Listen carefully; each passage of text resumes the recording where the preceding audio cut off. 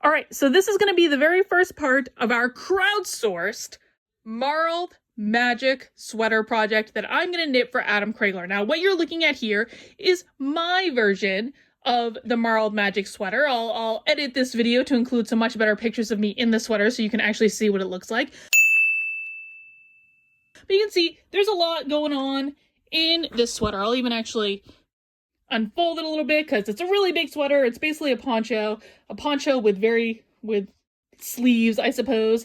You can see there's a lot going on in this sweater, lots of colors, lots of things to do. And one of the things you guys are going to be helping me with as I knit this project for Adam, using a very different set of colors, is that you are actually going to be helping me to pick out the colors. Now, how this sweater works is you start with one section of it. You actually start with this one right here. It's going to be the first one we're going to knit together.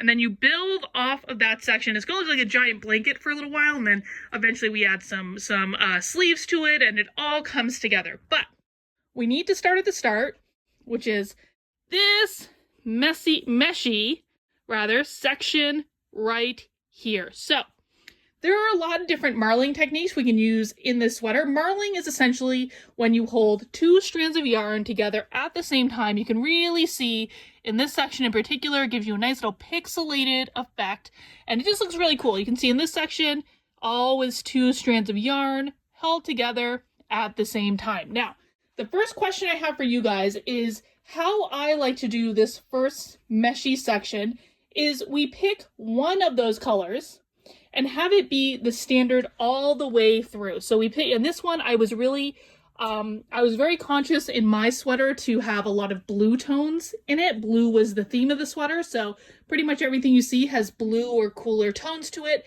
just to give it some cohesion. But what we want to do is pick out one yarn to hold for this entire first section, and then throughout the section, we will be adding additional yarns on top of it. So the three contenders are actually the three yarns that Adam picked out. I had him look at some different yarns and tell me which colors he likes, and these are the three that he picked out. The first one we have, these are all hedgehog fibers.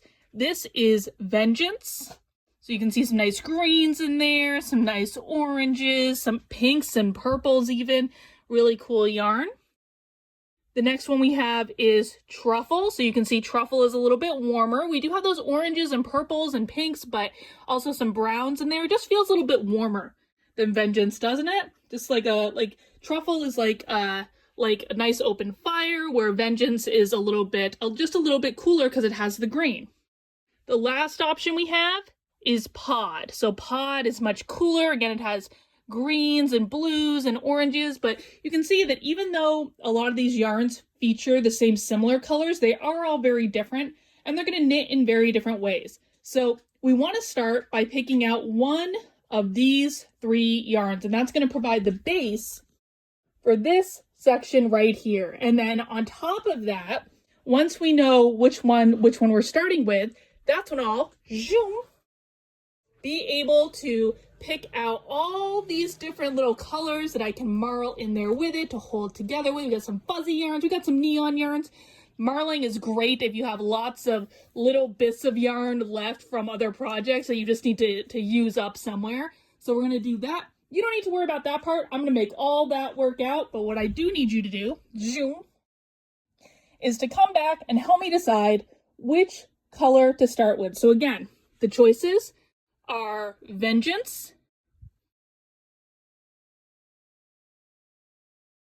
Truffle,